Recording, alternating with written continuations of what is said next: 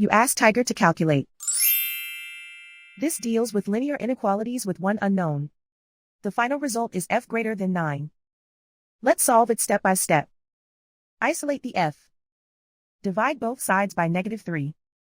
Whenever you multiply or divide by a negative, reverse the inequality sign.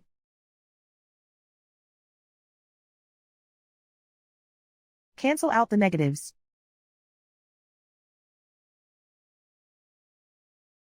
Simplify the fraction.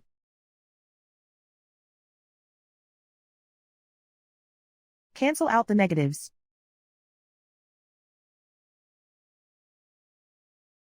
Find the greatest common factor of the numerator and denominator.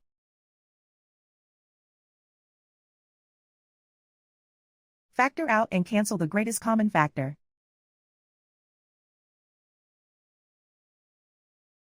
Plot the solution on a coordinate grid. And so the final result is f greater than 9.